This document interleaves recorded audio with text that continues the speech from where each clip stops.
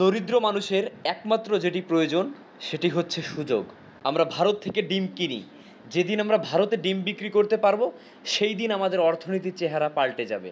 আমি হিন্দুর অধিকার চাই, মুসলিমের অধিকার চাই, এসব বলবেন না। বলবেন আমি বাংলাদেশের নাগরিক হিসেবে আমার প্রাপ্য অধিকার চাই। বৈষম্য কমাতে শিক্ষা ব্যবস্থার উপর জোর দিতে হবে। বর্তমান শিক্ষা ব্যবস্থা আমূল পরিবর্তন করতে হবে। আমাদের যে শিক্ষা ব্যবস্থা সেটা মানুষকে চাকরির দিকে নিয়ে যায়, কিন্তু আমাদের উদ্যোক্তা তৈরি করতে হবে। প্রত্যেক মানুষই উদ্যোক্তা হয়ে জন্ম নেন, কিন্তু সমাজ তাকে এমনভাবে মগজ ধোলাই করে যে তিনি চাকরি খুঁজতে বাধ্য হন। সেজন্য বেকারত্ব দেখা দেয়। প্রতিটি মানুষই জন্মগতভাবে একজন উদ্যোক্তা। সভ্য মানব সমাজে দারিদ্র্য বেমানান। দারিদ্র্য, বেকারত্ব ও কার্বন নিঃসরণ শূন্যের পর্যায়ে থাকবে এমন একটি বিশ্বের কথা কল্পনা করো। দেখবে এক সময় তা সত্যি হয়ে যাবে। শিক্ষার উচিত তাকে উদ্যোক্তা বা চাকরি সৃষ্টিকারী হতে প্রস্তুত করা, চাকরি খুঁজতে নয়।